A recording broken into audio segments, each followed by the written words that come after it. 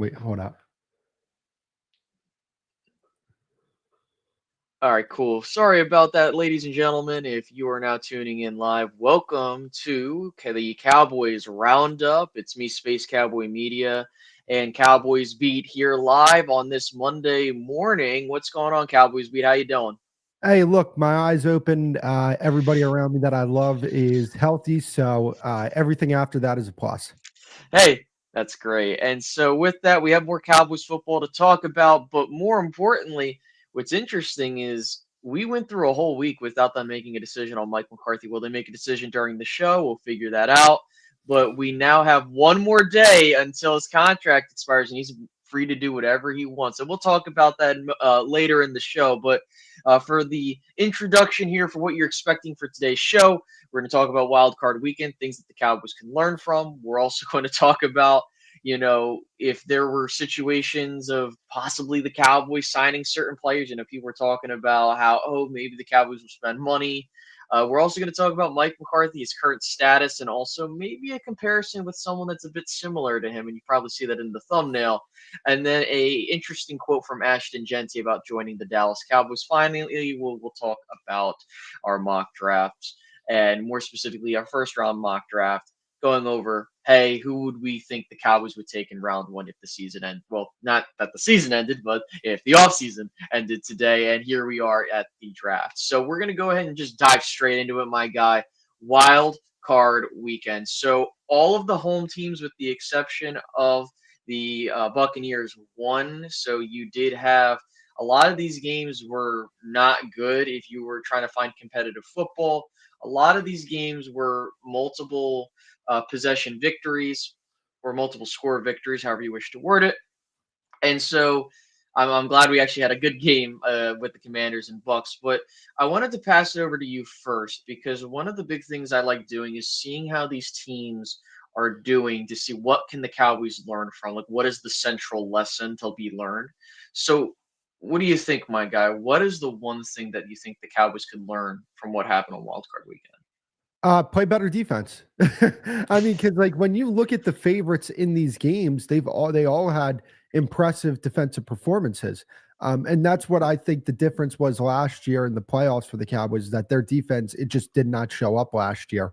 And also another thing I took away is just, you talked about it with the run games. I just feel like these teams are getting more smart when it comes to, hey, how do we complement our quarterback? Not saying that, hey, we pay our quarterback a lot of money, you shouldn't be the main attraction on the offense, because in most cases, except for Philly, that was pretty much the case. So, Lamar Jackson is interesting because he's in that same group with Dak Prescott from this standpoint.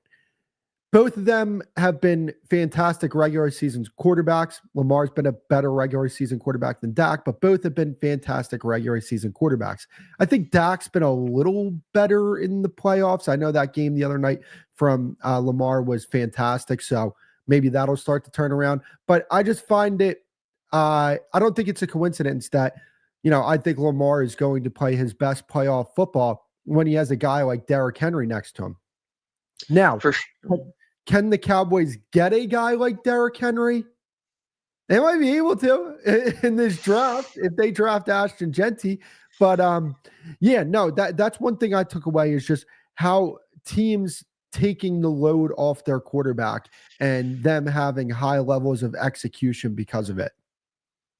Yeah, I completely agree. And also bounce off that, for those that didn't see the quote from Mike Johnson, Magic Johnson, as well as the other ownership group there, they were in the tunnel and they were talking about how it takes a new vision, it takes a good coach, a good quarterback, basically that collection to win and be a good organization. And I know when I heard that, I'm like, man, I really wish Jerry Jones was listening, because one of the big takeaways for me was that is one of the biggest things. We talk about how you win championships. Now, you can get to the playoffs having good players, but I think great to good organizations win championships. And the Cowboys, in my opinion, are not that. Why?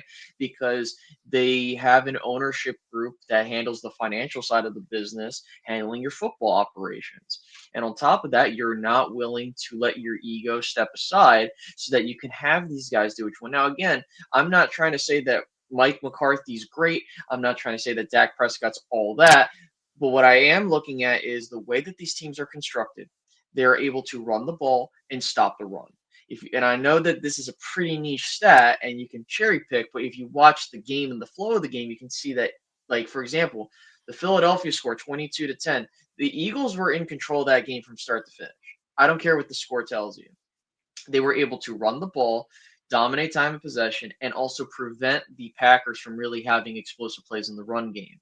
That's where I feel like, to your point, that the Cowboys need to learn from that. And so I really think that, of course, we have one game today, and that is going to be the Rams versus the Vikings. So we'll see if that trend still upholds in that particular game. But as we saw from last year, or even the last couple times the Cowboys have made it to the playoffs, they have been unable to either stop the run and run the ball, sometimes in the same game situations against the 49ers and the Packers specifically. And that's a problem. And we'll talk about it later in the show if we think that one particular player in question can change that, or if we need to go in a different direction. But I was just going to make sure, was there anything else you had that came to mind with Wild Card Weekend? Because I know that those were the two main takeaways that I got. Sorry about that. I got excited there. One thing that I want to bring up, and I want to bring up this because I have data on this on my phone. Well, it's not data; it's just looking at their former draft picks. I know there are a lot of Cowboys fans out there that look at the Commanders and say they're going to be a problem in the future. This is just the beginning of what they're going to do. And while I do give respect to that organization and the direction that they've gone in, because I think it's kind of crazy that a basketball guy can come in and literally implement his vision into that organization and Magic Johnson and it be successful. It's almost like you don't have to have some lengthy football experience to just see the thing that everybody sees, which is we need better direction. But that's besides the point. I get that the Commanders had a really good year this year. I get that their quarterback looks very promising. I would also say this: when you look at that football team, name me the young superstars on that team outside of the quarterback, who, by the way, we have to make sure, especially after that CJ Stroud thing this year, that this guy can put together consistent seasons and how high his ceiling actually is due to the fact that he was a 5-year player in college. But when you look at the Commanders' first-round draft picks over the past, I think 6 or 7 years, going back to 2019, Jaden Daniels looks like that's going to be a home run pick. Emmanuel Forbes, Jahan Dotson, Jamin Davis, Chase Young, Dwayne Haskins, rest in peace, and Montez Sweat. Like, this team has struck out a lot in the draft. Now, they do have some young players that I like. When you talk about, Mike Sanistro, looks like he's going to be a very good player in this league. They have some young offensive linemen that you look at and say, hey, they could be something. But overall, just them as a football team, I'm not really worried about them going forward because, I still think that they have a little bit of a ways to go in terms of building their team. Now, when you look at a team like the Bengals, the year that they went on that run, you looked at them and said, hey, they can be a problem for years to come. Now, I know the last 2 seasons have been a little difficult here for them, but the reason why you said that is because, okay, they have a legit quarterback and they have a guy that he can throw the ball to who might be the best player at his position. And you also have a really good young player in T. Higgins on the other side. You look at Washington and you just don't see that. Like, you see Jaden Daniels, like I said, looks like he has a lot of promise. Terry McLaurin's a little bit older. De'Ami Brown, nice player, but is he a superstar? I don't think by any standards. So when I look at that team, I just look and I see, hey, I think that there's a lot of old players on that team. And yeah, they have this quarterback here who looks like he can be really good, but they still have to continue to team build here for me to say, hey, that's the Death Star of the division. we have to worry about them every single year. That's just my 2 cents on that. Yeah, no, for sure. Absolutely. I mean, at the end of the day, like we've seen this happen with Dan Quinn several times in his career where he starts out hot at a new place and then he fizzles out over time. Now, we will see if that happens there. But the one thing I will bring up, and I know Cowboys fans are going to hate that I'm bringing this up, is that if the Commanders beat the Lions this upcoming week in the divisional round, that will mean that the Dallas Cowboys are the last remaining team from the 1990s to not make it they'll be the last team to not make the NFC title game in this century, which is terrible, all things considered. So we'll see if it happens, but I digress. I think that one of the main things we want to get to is what we. Oh, could I add one more thing to that, by the way? Yeah, sure. Yeah. Other team success is not going to push the Cowboys, guys. I just want you to know that. Yeah. The Cowboys look at themselves as they're above these teams, even though they're having the success.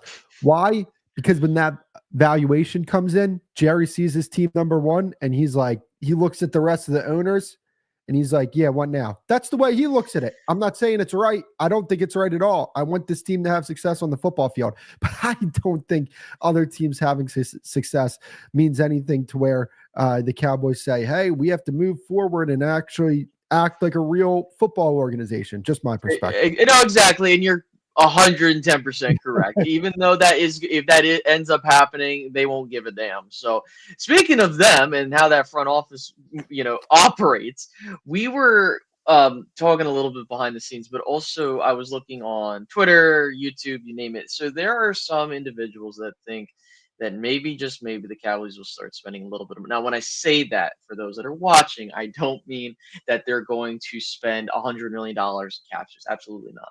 What I'm saying is that they'll dip into whatever money they have to go sign a couple players, whether it be their own or a couple, and they'll go from there. Now, to me, I think that I think in the last episode we talked about it was who we would want to bring back. We went through the whole list, and we'll do the game once again. Like if you had one player that you need them to bring back, who would you do that? We'll get to that in a moment. But I do want to touch up on this whole rumor or hope that they're going to spend money. Now, in the scheme of them spending money, I think that I don't really know if they're going to spend any money. I think that the Dallas Cowboys are pretty set in stone. They have a couple guys with big cap hits. Dak Prescott's one of them. I think he has like a $90 million cap hit, so they're going to have to touch his contract if they want to even do a bit, even though they still have cap space, right? But if you are someone that believes that Terrence still should not be on this roster, if you're someone that thinks that we need to go add a ton of players, not saying like superstars or anything like that, I don't think the Cowboys are in need of superstars. I think that they are in need of depth and some stars at some positions, sure. Like I'm not doubting that. But I just don't know what they're going to do other than they're just going to sit on their hands because they pretty much told you what they're going to do. They told you, hey, well, it's going to be tough in 2025 given our cap situation. That's what Stephen Jones was alluding to. And not only that, he was pocket watching teams like Philadelphia and LA, the Rams, because they feel like they're going to go into this salary cap hell, which doesn't exist because they have the ability to know the foresight of how to handle these contracts, which is something the Cowboys do not. But aside from that, I wanted to get your thoughts on that. This whole idea that, the Cowboys are going to start spending more money in free agency. What do you think, my guy? First off, I do want to start off by saying Eagles are going to get themselves in a tough situation with the cap. Like, I'm not even just saying that trying to cope or anything. They got some issues coming down the line. So, like, I do understand from that perspective. But at the same time, do I expect the Cowboys to go out there and drastically improve this team through free agency? No, I don't expect them to do that. Do I want them to do that? Sure. Will they add guys to this roster? For sure. I think they'll add a few guys, but it's probably going to be along the lines of Dante Fowler, those type of guys from a few years ago, which, by the way, hey, Dante Fowler was a good player. If you can go find a guy like that for a couple $1 million, well, I think that that's awesome. But the way you're going to improve this roster is through the young players that you had this year, Beebe, Guyton, Leofau, Nealon, some of the guys going into their third year, Mozzie, Schoonmaker showed some things. Hopefully Overshone comes back and he can play at the level that we saw him play. That's how this team is going to improve for next season. And I really hope people don't think I'm being one of the Jones boys trying to sell you on something, because I'm really not. But as a fan, if you're looking for this team to improve, that's probably the way that you're going to see the most improvement with this team. But when it comes to free agency, yeah, I would love for them to start pushing some of their money back and start creating cap space and go after a guy like Trey Smith or go after a guy like Milton Williams from Philadelphia and improve the team that way. Like, those are guys, younger players, that if you sign them to 4-year contracts where, I mean, I don't know what the guys would be worth, but you pay them at the top of the market, those will be good contracts due to the fact that they're still young players. You're going to have them for the next 4 years. But I don't expect moves like that. I expect that you're going to see moves that we've seen in years past. And, you just got to hope that those guys play to a level that, makes you say, hey, they got a real bargain on this guy. He's being much more productive than what, his salary number would say that he should be. So that's where I'm at with that. Yeah, I got you. And then one last question on this particular topic. Out of the list of free agents that we have, if you had the ability to just know for a fact that one of these dudes was coming back, regardless of the money, who would you want back and why? I'm so torn because Osa is really good. And you definitely need defensive linemen. I have a hard time not saying Jordan Lewis, though, because, like, man, it's not fun seeing your team get picked on over the air. And especially when you talk about the slot cornerback spot and where a lot of these receivers are playing now, they're trying to get these guys in the slot more. That's where I look at it and say, you want to know what? I think if I had one person to bring back, it would probably be Jordan Lewis, because of how poor this cornerback room is going to be if we decide to move on from him, because you really don't have a replacement there. Now, granted, you don't have a replacement for Osa either, and that's something that scares me. But I would say this defensive tackle draft, it's really good and it stretches. Like, you're talking about guys like, Ty Robinson and CJ West in the 5th and 6th rounds, places like that. Like, that's where some of these sites have them mocked in. And I'm like, man, if you can get one of those guys in the 5th round, that'd be a really good pick there. So I think that's why I would go with corner, just because when you look at the draft, it is very strong with defensive tackle and it does stretch. Yeah, that's a great pick. I was even like before the show, I'm like, man, who would I want back? Lewis, Osa, or anybody Hopefully they else? don't need to make that decision. Hopefully, hey, we bring both these guys back. See, that's what I'm saying. They could do that, and they're gonna bullshit, and they're gonna be like, "Well, guys, we can only afford one of these players." And fuck that. But look, I really do think that Osa is important to this team because you need some dogs on that defensive line, especially when you're trying to build a defense where it could stop the run, but also create pressure in the internal part of the opposing team's offensive line. That's where I'm very much so in the camp of go get Osa a contract, bring him back. And then to your point, this is a deep defensive tackle class where I would think that part of where I'm looking at it is that as Mozzie continues to develop, and if Osa's where he's at right now, I think you got a nice 1-2 punch there at the defensive tackle position because of what those two can do and what you're going to ask them to do.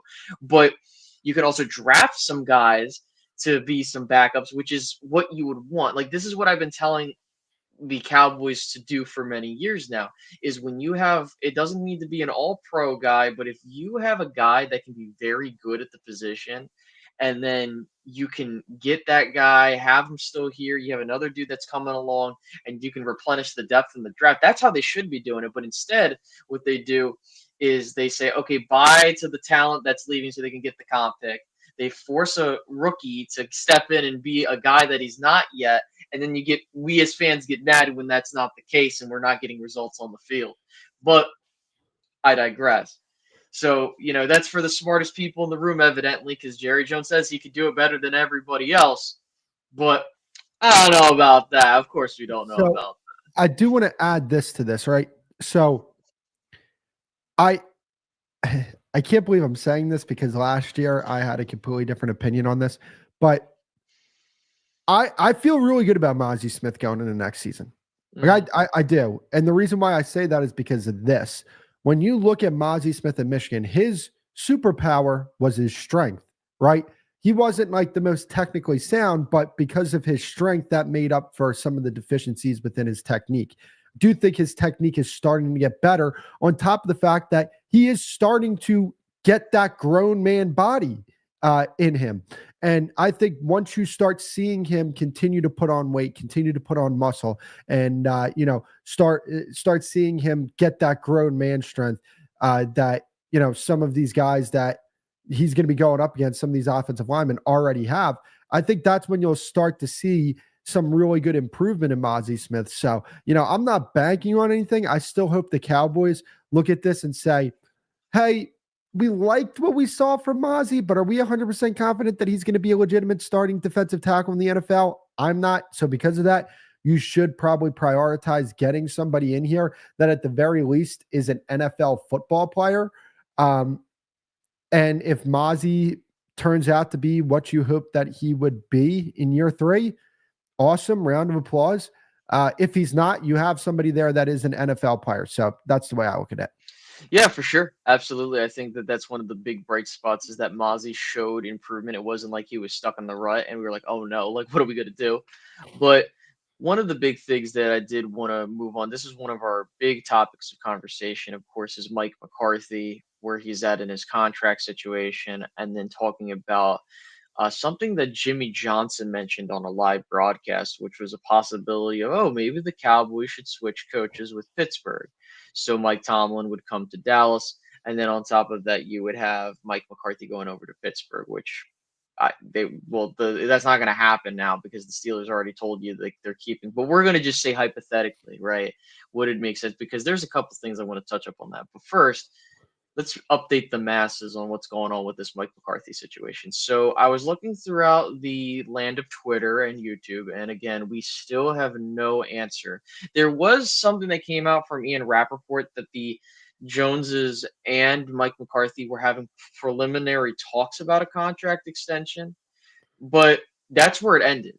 And we have until tomorrow until Mike McCarthy is a free agent to go talk with other teams. Now, the Bears have started interviewing people. We know that the Patriots have just fulfilled their coaching vacancy with Mike Vrabel, which was a guy that we talked about on the last show, where that could be a possible hire for the Cowboys. So that's gone.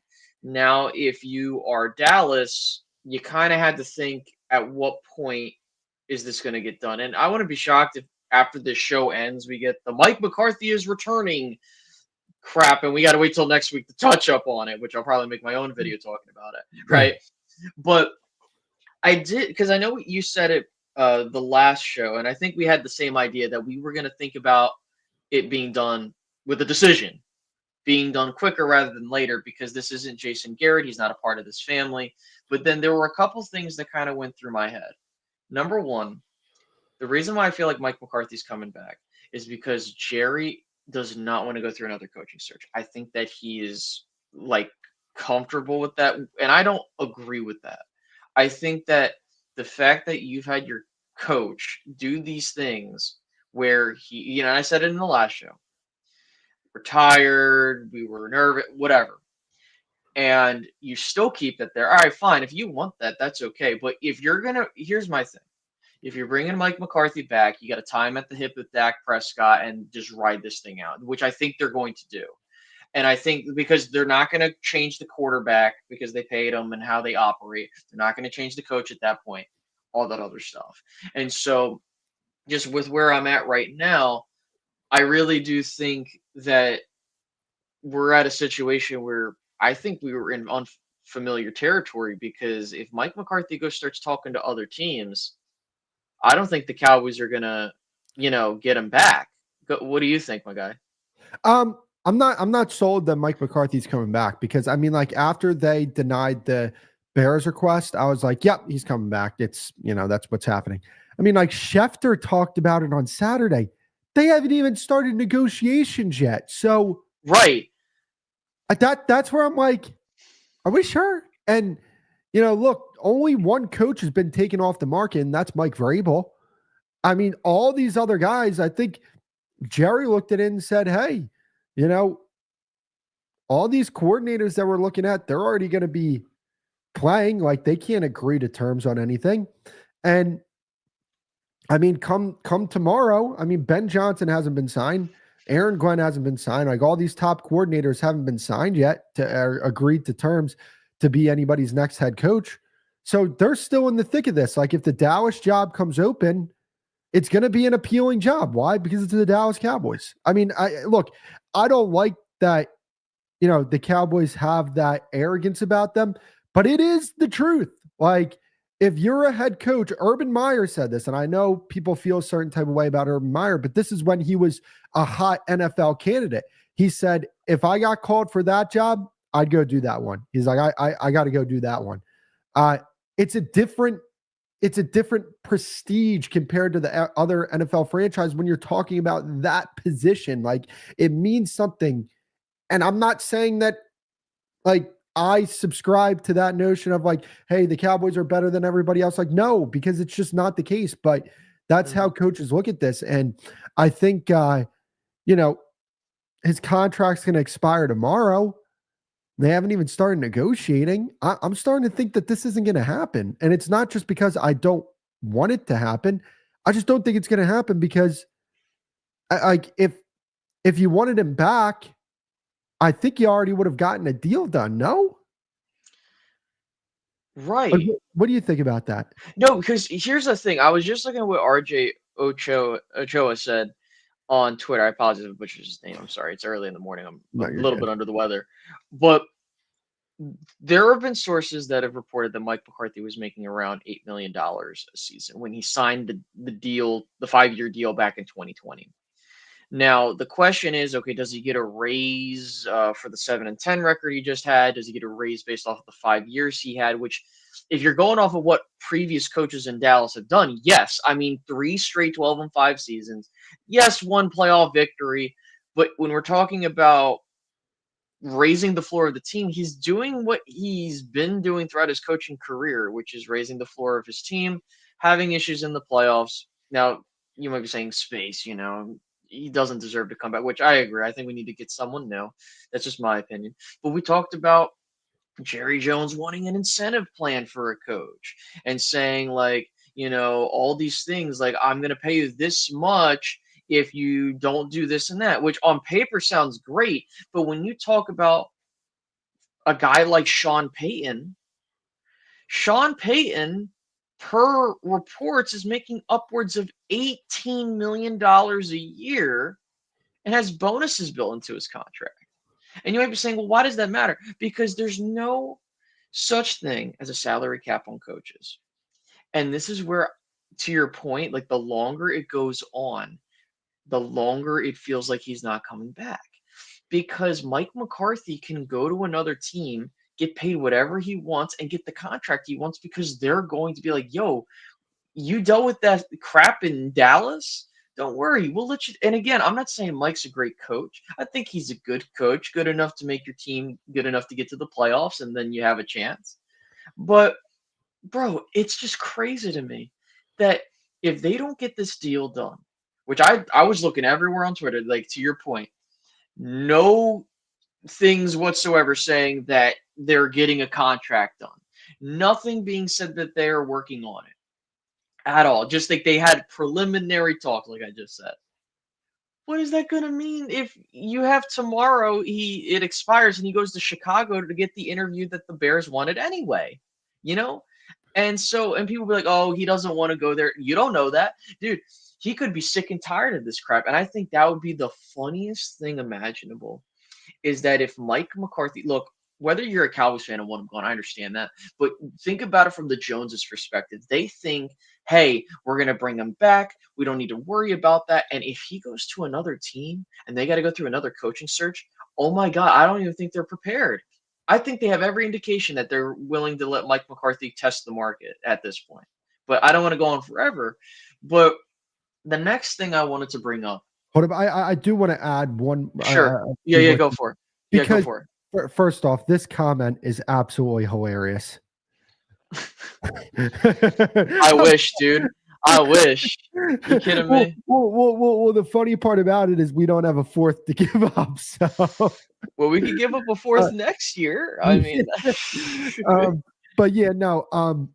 When it comes to this Mike McCarthy situation, I think Mike McCarthy wants a 4 or 5 year contract. Like, I really right. think he wants that, and I think he looks at that and says, "I can ask the Jets for that, dude." I think if Mike McCarthy ends up being a free agent, I I think the Jets would seriously consider that because again, that's an organization that's trying to stabilize their organization. Mike McCarthy will bring stability to an organization. He's Doc Rivers. That's what he is.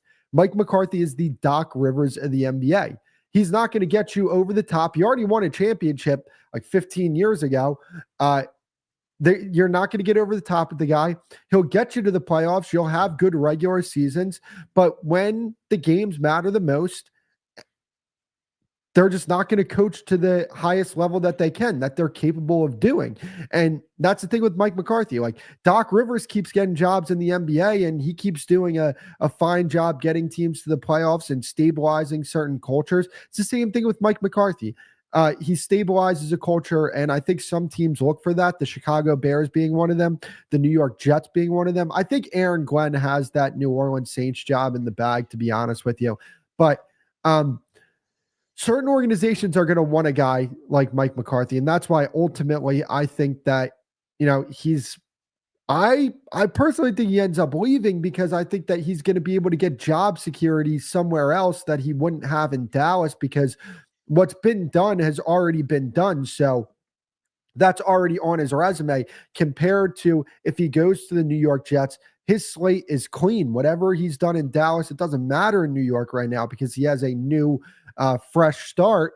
And, everything he does, it's just with the New York Jets, not attached to what the Cowboys have, to where it's like, hey, we don't feel like you deserve a 5 year contract because you haven't gotten us to where we want to be. Like one playoff win over your 5 years, it just isn't good enough. So that's the way I look at it. And by the No, way, yeah. one win against the team that had a losing record. Right. No, and I completely understand where you're coming from, and I think that that's just where it's at now. I did want to talk about this one thing that was floating around, which was Jimmy Johnson was talking about the possibility of the Dallas Cowboys before and Steelers swapping coaches before they said, we're going to keep Mike Tomlin because we always hear now. I don't know about you, but every time I see the Steelers do the same thing over and over again, it's the same thing. The fans want him fired, but the front office doesn't want to fire him because it's not the Steeler way to do such a thing. It's just how they operate, and because he's probably going to be coaching there for the next 10 years until he retires or whatever the case may be. It's just how the Steelers operate, right? Now, the thing that really caught my eye was, to me, I just think that Tomlin and McCarthy are the same coach, and hear me out here, okay? Mike Tomlin has a record of 183, 107, and 2, okay, with a playoff record of 8 and 11. Now, as a pointer, the Steelers have lost their last 5 playoff games, all of which were in first the divisional round against Jacksonville in 2017 when they won 13 games, and they had the bye week, and then they had 4 straight losses in the wild card round. Now, here's the thing: is that each of those losses that I'm referencing, and you can even go back to the AFC title game in 2016 with the with the Patriots, not even remotely close. Like they're getting their asses kicked, like from beginning to end. For Mike McCarthy, he's 174, 112, and 2. He's 11 and 11 in the postseason.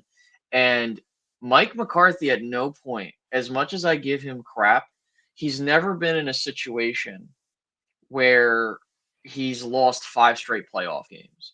The most he's lost in a row really is just one season. He's never had a season, unless he comes back to Dallas and they do it this year.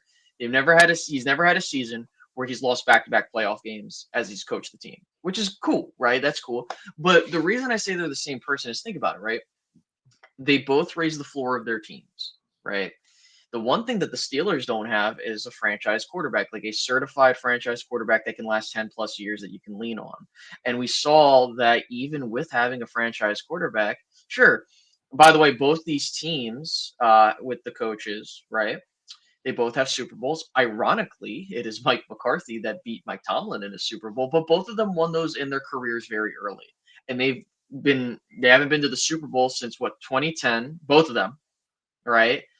And so, not to go on and on and on, but like this idea, for me at least, I think that Mike Tomlin is a good coach, right?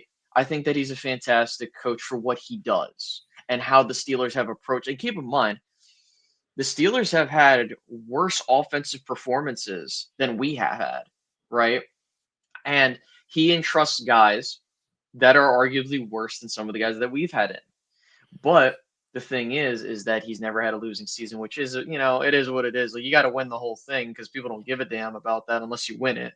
But for McCarthy, what I just don't like, and this is just to end my whole point, I just don't like how Mike McCarthy gets shit, but Mike Tomlin doesn't get shit from the same group of people. You know what I mean? Because it's just like I feel like that they're both the same person in a sense, right? They both have floor raising capabilities, but can't win in the postseason, and they won one championship early on. And I apologize for going too long, but like, what do you think, man? This whole, like, if Mike Tomlin were to come, like, what do you think about that whole like talking point I about Mike think it would Tomlin? be I think it would be an upgrade. So here's the thing, right?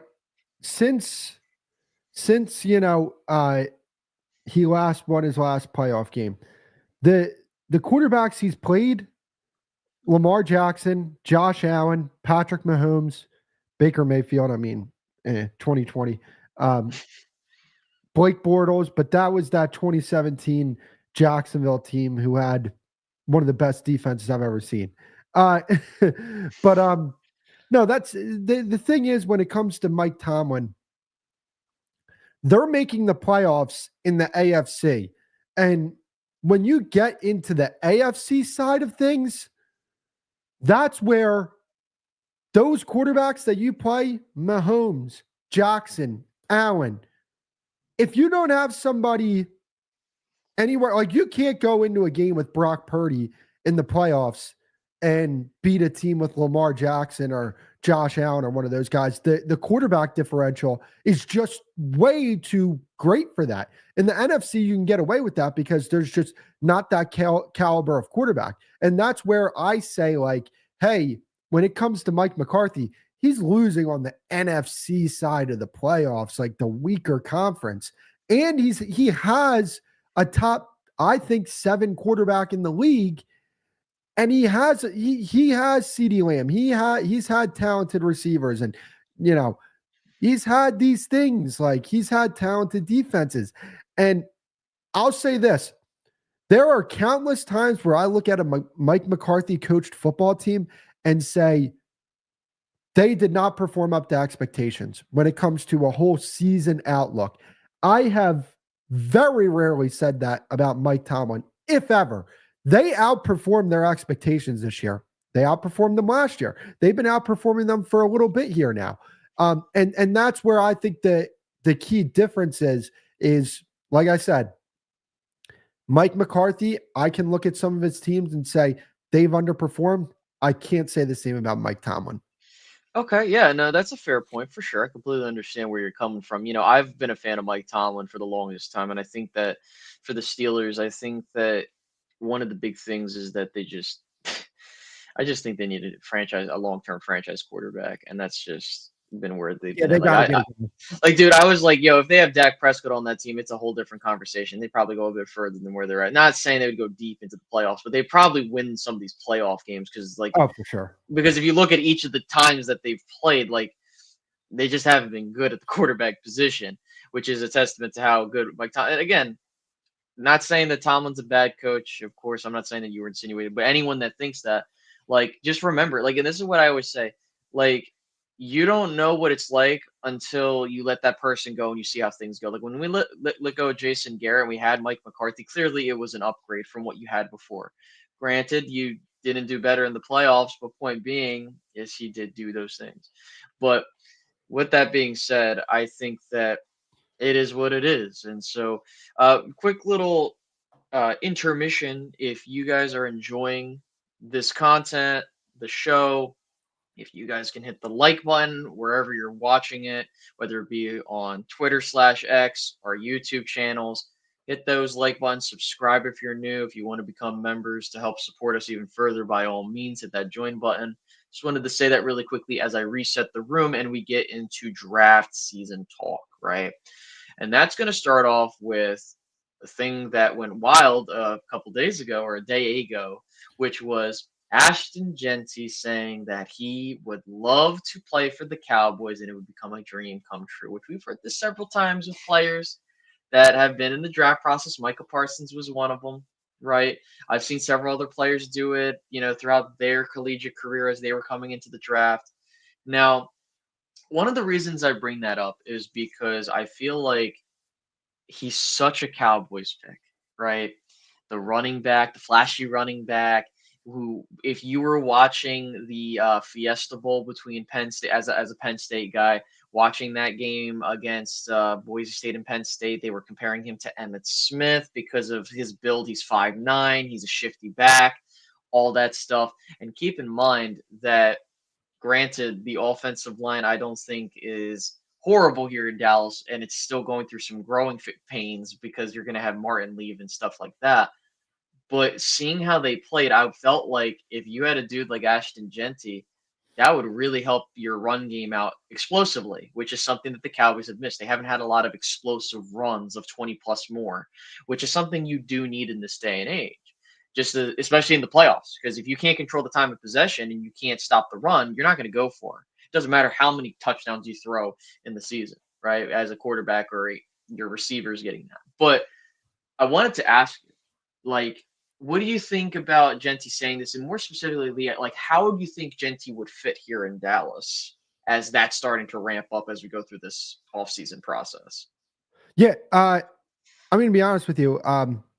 Jeanty adds another difference maker to this football team. I get it's at the running back position. I get that. But at the same time, the Cowboys are a top heavy roster. So the way I look at it is get a little more top heavy. that's kind of the way I look at this whole situation. Like, you add Ashton Jeanty and you are adding a legitimate superstar to this football team.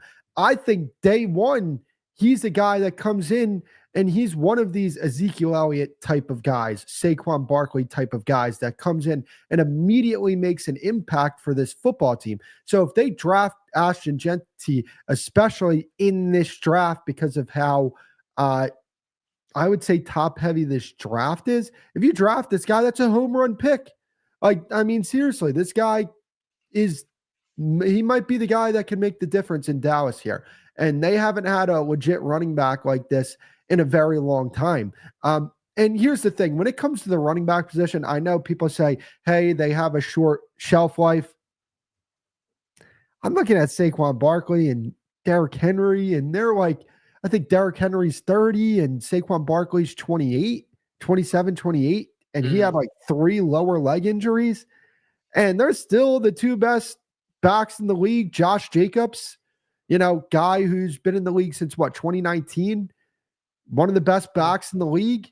So, I think people are afraid to draft a running back because of Ezekiel, but I would just say, like, hey, I think that Ashton Jeanty and Ezekiel are 2 completely different people. I think Ashton Jeanty is a more serious guy than Zeke, and I'm kind of meaning to I wouldn't say trash Zeke, but I mean, it's the truth. Like, he got paid a lot of money and his performance dipped. Like, he did not live up to his contract at all. And you hear the stories about Ezekiel Elliott. I don't think Ashton Jeanty is that same guy. I think he's a guy that if you draft him, he'll be here for 6, 7, 8 years and playing at a high level. I think that there is a difference between him and Ezekiel Elliott. So me personally, I would absolutely invite the idea of drafting Ashton Jeanty because,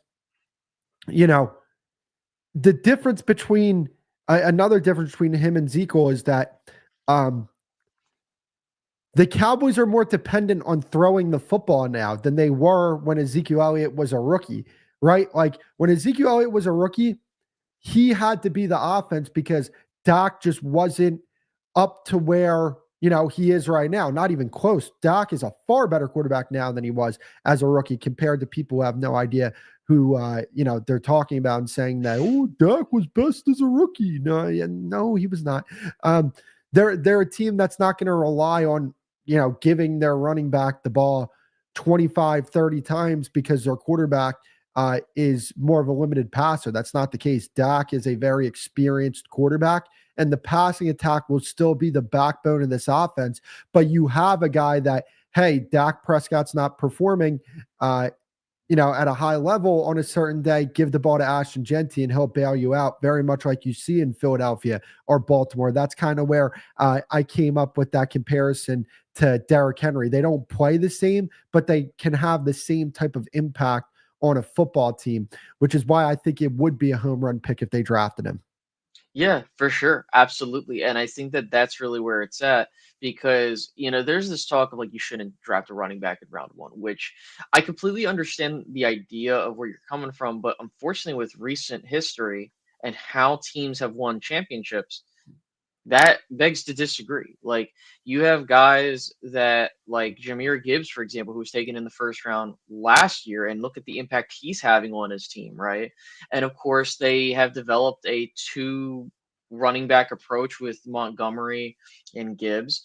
You look at Saquon when he was with the Giants, he was doing his thing, but the problem was like, dude, when you're drafted by a terrible organization, this goes for any player. If you're drafted by a terrible organization, stuff isn't going to really work out for you, right? And then when you finally are in a position where it works for you, it leads to you having success. Like he could have broke Eric Dickerson's records this year, Saquon, but he didn't because they decided to sit him. And then when you look at the playoff game, he's one of the reasons why Philadelphia has a chance to win a championship this year. Now, that you look at a guy like Bijan Robinson, right? Bijan Robinson's on a team that's like not they need better quarterback play, but very talented roster. And it's like you go into the draft to get talented players. And I think that the thing that people want to be like is, oh, well, you could go get someone that's going to give you the same production in round 4, which I understand that. But the thing is when you have an elite player at the position available to you, which I've already started scouting these running backs, Ashton Jeanty is running back 1 for me. And I think that I wouldn't say it's like far and away. It's not close. It's not close. Actually, I lied. It's not even close. It's not close. Ashton Jeanty is a completely he's literally, yeah, I know. People were like, oh, what are you talking? No, he is the far and away best running back in this draft class. And he reminds me a lot of a guy like, and I'm not saying he's going to be Emmitt Smith, but the way he runs the ball reminds me of him, right? And he could be Emmitt Smith. I'm going to be honest with you. Ashton He could 100% be Emmitt Smith. Because, dude, watch how he runs. He runs just like Emmitt, and people will be like, oh, Space, you don't know what you're talking. Like, you never saw Emmitt run. But, man, this is what I'm saying. If the Cowboys really want to win, and we'll get into our mock draft 1.0 about who we would take, my thing is that if you do take Ashton Jeanty, one of the big things is that you're putting more emphasis on running the ball again. And I'm not Mr. Run the ball on first down. I'm not Mr. You have to take a running back for the sake of taking a running back. I'm just saying that one of the things that's killed the Cowboys is running the ball efficiently and effectively for the past couple seasons. And so if they're going to win, and people that get mad about Dak Prescott being at the forefront for trying to be Superman, that's on your front office for making that decision. So that's where I think that even if Jeanty isn't the pick, if you take a running back early on day 2 as well, I'm not mad at that. Like, you got Hampton, the guy out of North Carolina, who's my running back too. Henderson, I like those guys. So, and also we're going to see how the draft process plays out, right? Like, we don't know where Jeanty's going to go, right? We don't know. Like, for all we know, Jeanty goes before the Cowboys pick, right? Like, that could happen. And then we're having a different conversation. But I did, as we're reaching the final 10 minutes, 15-ish minutes of the show, I wanted to open it up to our mock draft 1.0. Did you have anything else to say on Ashton Jeanty, or were you good, my guy? I do. I have one thing. I think I forgot to talk about it earlier, but I want to talk about Dan Quinn for just a second. I know it's not. No, go for it. Mock draft. Cowboys fans, come here. I got to talk to you. Dan Quinn did not deserve the head coaching job in Dallas. He did not. Yes, the defense over his time played much better than the previous administration. I would also say this. When you have the performances that the defense did down the stretch, understand that that Packers game was not a one-game sample size. That Packers or that defense performed poorly in the second half of the season. The Seattle game, it doesn't get talked about enough how poorly that defense played. Why? Because Dak Prescott played very well. That Buffalo game, they were terrible. They couldn't stop the run to save their life. The 49ers game last year, they were terrible, right? So when we talk about Dan Quinn, understand this. He's doing a good job in Washington. Hats off to him. But at the same time, when you talk about him being the head coach of the Dallas Cowboys, he did not deserve that because the team and the defense did not play up to the level that it should have been last year. They were underwhelming as a defense last year. They really were. I mean, when you talk about the previous 2 seasons of Dan Quinn's administration, they were better than they were in his 3rd year. So, and here's the thing that really drives me up a wall is that he had 3 years of getting his type of guys onto this football team, on top of the fact that when you look at Mike Zimmer, he had guys that Dan Quinn had playing at a higher level. Jordan Lewis played the best that I've ever seen Jordan Lewis play under Mike Zimmer. Chauncey Golston played the best he's ever played under Mike Zimmer. Micah Parsons played the best he's ever played under Mike Zimmer. Oso Digizua played the best he's ever played under Mike Zimmer. Mozzie, much better in year 2 than he was in year 1 under Mike Zimmer. All of these guys that the Cowboys needed, and you want to know, I'm going to throw this out here as well. I'm fairly confident in saying if Sam Williams would have played this year, he would have had the best year of his career under Mike Zimmer. Now, I'm not going to, put that in there because we didn't see it, but just from how Mike Zimmer was talking about Sam Williams, I truly believe that. So that's the reason why I look at that and say, no, Dan Quinn did not deserve to be the head coach of the Dallas Cowboys. And anybody telling you anything different is just suffering from a really bad case of recency bias. Yeah, for sure. I mean, and do we forget who the hell runs this team? Yeah, Like, exactly. that's what I'm saying. Like, we're talking about a team that's made the playoffs 13 times since the last time they won a championship, and 9 out of the 13 teams beat them to go to the NFC title game, let alone the fucking Super Bowl. And I think that that's crazy. Like, nearly 69 to 70% of the teams that play you and they beat you most likely go to the NFC title game. And so I would say that for anybody that's thinking that anything's going to change, yeah, no. But I did a Scatterboo. Nah. No. I like him. I like him. But I mean, I would take, all right, real quick, because I don't mean to get off tracks here. I'd take Jeanty. I'd take Henderson, Hampton, Judkins, Caleb Johnson, Jordan James, probably forgetting some guys, but yeah, I that right there, those are 7 guys that I would take over Scatterboo. I think you got Scatterboo at home and Hunter Lipke. I think Scatterboo is better than Lipke. That's just my personal opinion, just in terms of like a prospect and coming out. But you got that guy at home, and we kind of saw bits and pieces of that this year. But let's go ahead and let's move over to our final topic of conversation. If you all have any questions, you're more than happy to post them in the chat as is, and we'll get to them after this particular last topic, which is our mock draft 1.0, strictly first round picks. So what I like to do is every week I try to do a mock draft of it's the first round up until free agency. Then it goes to a 3-round mock. And then at the end, I do a full-on mock. Okay. And we're going to try and do this every single week to kind of give you like names you want to keep an eye on and also just see how things evolve throughout the draft process. So I'll go first to kind of start. So in my particular mock draft, again, I put the Cowboy hat on to this one. It was kind of alluded to in the Ashton Jeanty conversation. I had the Cowboys selecting Ashton Jeanty with the 12th overall pick, the running back out of Boise State.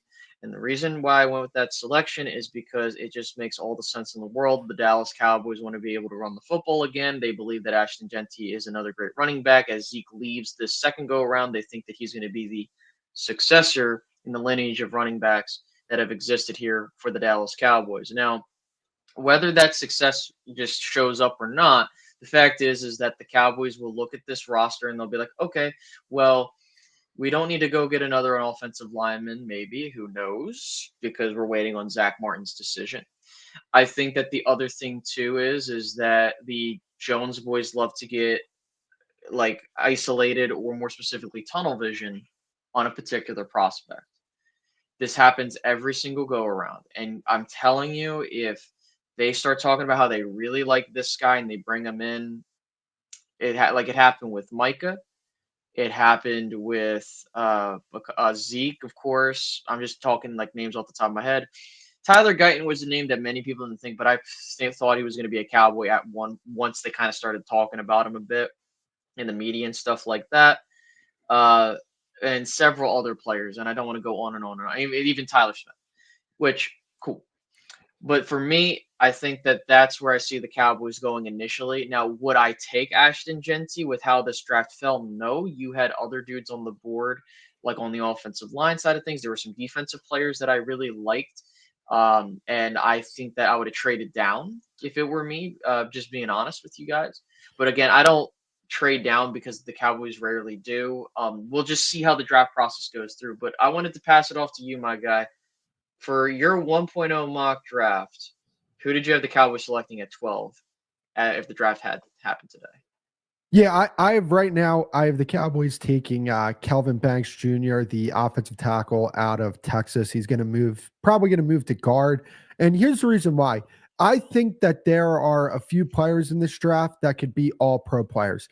I think Travis Hunter could be an all pro player. I think Ashton Jeanty can be an all pro player. I think the same thing about Kelvin Banks. I don't think that at left tackle, me personally, but I think if you move this guy into guard, this guy could potentially be an all-pro player. And at that point, right, here's the thing. The Cowboys do have holes on this roster, but I think the way you counter that is by being really, really good at some things and having a certain identity. So if you go get Banks and then you go get a running back in the second round, you bring back Rico Dowdle, you can run the football. You're going to be able to do that because of how strong your interior is. Hopefully Guyton and Steele play a little better next year. I expect Guyton to. Steele, we'll see. But at that point, you have an identity. You have something that you can lean on. And, another thing when it comes to this whole situation with Kelvin Banks is I want to know what's going on with Zach Martin, because if Zach Martin wants to go one more year, I'm going to forego drafting offensive line for this particular draft in the first round at the very least, unless somebody falls to you that makes you say like, all right, we got to roll with this. And the reason why I'm willing to give Zach Martin one more chance is because I don't think Zach Martin was healthy this year. I just really don't believe that. And, if he wants to come back, I think that would be great for the Cowboys, because I think that's a position that they would look at and say, hey, Zach didn't have his best year, but we'll see what happens. Maybe he was just injured this year and we'll move on from there. So yeah, but in this draft, that 12th pick, I have them going Kelvin Banks. I think that would most likely be the best player available on the board, depending on, who's on the board. Because if McMillan's there, you take that guy, but I think he'll probably be the best player on the board when the Cowboys pick. Oh yeah, for sure. And I think that at the end of the day, like I wouldn't be upset with a guy like him because you know what you're getting with that caliber of player. And I think that that's the other thing, is that it's not the sexiest pick for sure. And I think that, to your point, like if the Cowboys wanted, like we keep talking about the whole identity thing, like we don't know what this team wants to be, right? Like, when you think about some teams, right? You think about, and identities change for some teams, right? Like you think about like the Chiefs, for example, they went from a very pass heavy offense and using that to be their main crux of winning championships to turning into a defensive minded type of team. Now, the other thing that I wanted to keep in mind as well is that when we talk about identity, like even in the college realm, as a Penn State guy, what is Penn State known for? Playing tough defense and running the ball very well and having decent quarterback play to at least get you somewhere. I don't have a problem if that's what the Cowboys want to be, but the problem is that the Cowboys want to do things in a way that they can, like, oh, we could do many things, right? Like they want Dak Prescott to be Superman and Patrick Mahomes when he's clearly not that. They want to have a situation where they want a running back by committee with guys that aren't even good enough to even be at that level anymore, right? Like we saw this year. We have an offense that just changes on the dime every single week. Now, when and I don't want them to be like a run heavy team in the sense of they're literally running the ball on first down, doing the same thing that they're doing with McCarthy. I just want them to, if you're going to do something, just do something good. Like you said, strengthen your strength, find something you do well and stick with it. That's it. And so, um, And then focus on yeah, being left-handed. Focus on having the ability of. I'm sorry to interrupt you, but focus on no, go for it. getting that. Like, find what your right hand is. Because next year, look, I hate to break it to people, you're probably not going to make the Super Bowl next year. Just I giving you, mean, just breaking the news to you guys. Find your right hand, and then once you find your right hand, work on your left hand. It's like it's like a boxer, you would say. You know what I'm saying? mhm, Figure out what you're strong at. Find a strength. Identify what you want your strength to be. Get really strong at that. Focus on that next season. Win a bunch of games next year. Win your 10, 12 games. Yeah, it'll probably not result to much playoff success, but at the same mhm. time, you feel good because it's like, all right, we have an identity. Now the things that we need to work on in terms of when teams want us to play left-handed, we can play left-handed because now we have an identity and we were able to complement that by adding to another aspect of our team. For sure. Well, this has been a fantastic show for the past hour, and we greatly appreciate you all for tuning in. And if you haven't already, hit that like button, subscribe if you're new. Make sure to follow us on all the socials you see it, and they'll be posted. If you're coming in as the show is ending, at some point later today, I will have the timestamps and the VOD will be up so that you can watch it back and you can enjoy it. And then there will be clips coming out in case you want to watch certain specific moments and also the shorts and stuff like that. Now, we have a couple minutes where we can answer some questions. So there was from Teflon Breed here, he asked, who would be the best case scenario for a number 2 receiver coming out of this draft and where would you take him? Well, Best case scenario. best case scenario, it's McMillan out of Arizona, but of course, we kind of have to be a bit more grounded in reality. Well, the Hey, thing you want is, to know what? Let me Mhm. make that argument though, Sure. because I don't think Tet McMillan's going to run well at the combine. I don't think he's going to test as well as you might think that he's going to test. And if that's the case, I mean, and maybe teams like maybe Milrow runs a 4.3 at the combine, and teams say, "Hey, we can work with that. We Hmm. can find a way to fix that guy and turn him into the quarterback that we want him to be, and build an offense around that guy." And you have 3 quarterbacks taken in the first 10 picks. I mean, I don't think it will happen just because like Carolina is going to need a receiver, and it's hard for me to think unless they sign. You want to know what? I'll add another thing to that. If they sign T. Higgins, there's no need for Tetterell and McMillan because they're pretty much the same guy. I mean, they have the same skill set. So, you know, maybe New England drafts an offensive lineman. There's a lot of maybes and ifs that go into this thing, but best case scenario, I mean, I don't think it's like legitimately crazy to think that could potentially happen. Oh yeah, for sure. I'm looking at my list of prospects for wide receiver. Of course, you have McMillan.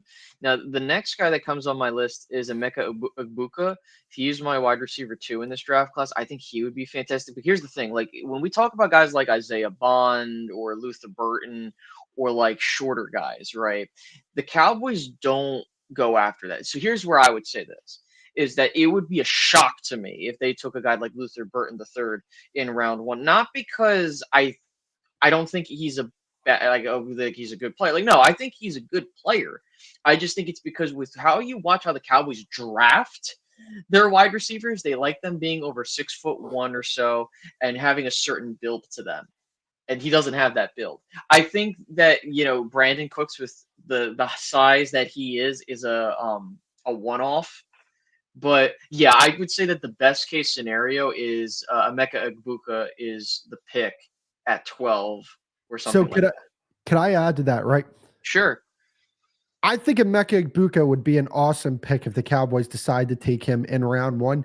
And it's not just his ability on the field, because he is a very versatile receiver. He can play on the slot. I think he could play on the outside, and I think that could potentially translate into the NFL. Great route runner, very reliable receiver, really good hands. I think that he separates better than people give him credit for. And he's very good. He's a very good blocker as well, but he's very nuanced in the way he plays the game of football. From the standpoint, it's like, if you give him an assignment, he's going to execute that assignment. He might not have the top level type of athletic ability that a guy like Jamar Chase and Justin Jefferson have, where it's like, hey, they do all the things that Emeka Egbuka can do, but at the same time, they just have athletic gifts that Emeka Egbuka just does not have, and that's the difference between the two. But another reason why I like the Emeka Egbuka pick is because of this. This is as high character of a guy as you're going to get. There was a video that came out of him hyping up his guys. I think that we need a guy like that. We need a more vocal guy in that wide receiver room. I get it. We have CeeDee Lamb, and to me, CeeDee Lamb is a great leader because he leads by example. Not everybody needs to be the rah-rah guy, but CeeDee Lamb leads by example. He plays through injury, and he plays at a high level through injury, regardless of who's throwing him the football. And I think adding a guy like Emeka Egbuka could really balance out this offense. And when you look at a team like the Minnesota Vikings, who have a Jordan Addison, that really balances out their passing attack, because it's like, okay, if you're going to double and bracket Justin Jefferson, we're just going to throw the ball to the other guy, and he's going to have like 130 yards because he's just that good of a receiver. I think that Emeka Egbuka could be the same thing. And I think Dak would love having a guy like that on his team, because he's a guy who wants to get better, high character guy.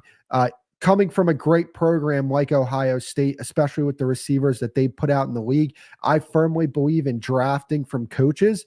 And I think one of the best coaches you can draft from at the current moment is, Ryan Day in Ohio State, but in particular, the wide receivers there coming from that Brian Hartline coaching tree, I guess you would say, from that perspective. For sure. So we're gonna take these two questions, and we're gonna head out of here. I'm gonna do Lobo Packs 82's question last, because that's a good. By the way, 100 people in the chat, or 100 people on the live stream. Thank you all so much for tuning in, guys. Again, if you can hit the like button, subscribe, follow us on the social media platforms, wherever you're following it, that's great. We appreciate you so much for tuning into the show. So we got Rock and Roll Riley asking, what position are we going to draft in the first round? That's a very loaded question. And I would say that I'm not sure if you were watching a little bit, I would say running back so far is the pick in the first round, or it's going to be an offensive player in round one, I'm going to suspect, unless like there's like a guy that falls to you defensively, like an Abdul Carter, for example, or a Mason Graham that gets there. I mean, what do you think? Like, I'm thinking it's going to be offense, like running back or a guard or something. Yeah, I'm going to be 100% honest with you. I don't think there's a position that they can't draft in this draft outside of quarterback. They want to draft a running back, they can do that. They want to draft a wide receiver, they can do that. They want to draft an offensive lineman, they can do that. Defensive lineman, cornerback, safety. I mean, it's all there. So to me, as long as it's not a quarterback, I think I'd be pretty happy, depending on the player, of course.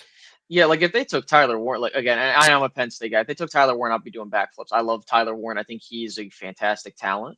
I think he does things that would, but again, knowing the Cowboys, they wouldn't use it properly. But, all jokes aside, let's go ahead and end the show on this final question by Lobo Pack 82. Who is going to coach the Cowboys next year? I'll let you go first, my guy. Who's coaching the Cowboys? Man. I'm gonna find an answer. I was gonna say Kellen Moore, but man, that performance he had yesterday was just flat out brutal. And here's the thing about Kellen Moore. This is another guy that Cowboys fans are like, oh my God, Kellen Moore, he's in the divisional round. Kellen Moore's passing concepts stink. Okay. I hate to use that word because it's not the nuanced analyst type of thing to say, but I mean, they're bad. Like, he's doing a decent job as a play caller, but the run game is heavily influenced by their offensive line coach. And their passing concepts are boring. They're bland. They have some of the best receivers in football. They're not effectively throwing the football. And part of that has to go with Jalen Hurts. But, man, you want to know what? I'm going to go with John Gruden. And here's the reason why. Because, there was something that came out from Mike Florio where Gruden's agent said, we have a team lined up. And you hear Jerry's comments when asked about him. And he was saying, like, I don't want to comment on that. John's a friend. John needs a second chance. And I think Jerry would give that to him because I'm starting to really think Mike McCarthy is not coming back. I'm starting to think it's like 35 to 65 that Mike McCarthy is back because of how long these negotiations are going for and the fact that there hasn't been any report about negotiations. And when you hear, there hasn't been negotiations, that's coming from the agent. That's not coming from the team. They're not interested in, trying to boost the Cowboys brand and keep them in the news. Like, not at all. That's not what they're there for. So, yeah, I'm not going to ride the fence. I don't feel great about that prediction, but I also don't want to sit here and not give people an answer. So that's what I would say. Oh, look, here's the thing. I think that this is all theatrics for the Cowboys to steal the headlines. I think Mike McCarthy's going to come back on a 3-year deal or something like that. He'll just bend the knee. And maybe I'm doing this to jinx it, right? I just think that Mike McCarthy will coach the team next year. He'll be on a shorter leash, and he's just going to take it with whatever Jerry gives to him, Pauls. But I think that at the end of the day, until proven otherwise, because, you might be right, but it is what it is. So and I got Mike. One more because I definitely do have to get going here. But I think what could potentially be happening is this agent, Don Yee, he might be getting intel from other teams like, hey, we would be interested. And I think that if the Cowboys aren't willing to give Mike McCarthy what he wants, I think he's going to move on. Like, I just really think that. Like, a 3-year contract, I don't think Mike McCarthy would go for that when he could get a 5-year contract from another organization. Like, I think if the Cowboys aren't willing to meet Mike McCarthy's demands, he's not going to coach here next year. And that's ultimately the thing. Like, I think the Cowboys want McCarthy back on a 3-year contract. I don't think you're wrong when you say that, but at the same time, I don't think Mike McCarthy wants to be here on a 3-year contract because I think he could go somewhere else, probably get paid more, probably have a little more power in the organization and have more years to work with. So that's where I stand from that standpoint. Yeah, for sure. No, and I completely agree 100%. So with that, guys, that wraps up episode 2 of the Cowboys Roundup. We greatly appreciate for everyone that is tuned in to see the live show. Again, the live shows are always going to be on Mondays at 10 a.m. unless something comes up or unless there's a schedule change. Be sure to... Sorry, news. I'm sorry. What's wrong? What's wrong? Adam Schefter, with Cowboys head coach Mike McCarthy eligible to talk to other teams after midnight Tuesday, there still haven't been any negotiations on a new deal in Dallas. Per sources, it's now looking like Mike McCarthy will indeed become a coaching free agent, with Chicago and New Orleans both expected to be interested in speaking with him. So that just broke. What a way to end the show. Holy shit. Yeah, so that's what I think, dude, for the next show, I think we're going to know a decision by next. Yeah, we're going to be talking about Mike McCarthy's future. Yeah, for sure. And we might do an emergency podcast. Maybe. We're not opposed to doing an emergency podcast talking about it. We'll wait to hear the details. I think that if Mike McCarthy is for sure out, we'll do that. But guys, be sure to stay tuned for those clips if you missed it, the whole show. And we'll see you guys next week or possibly this week, depending on what happens. So have a good one, guys. Bye-bye. All right, take it easy.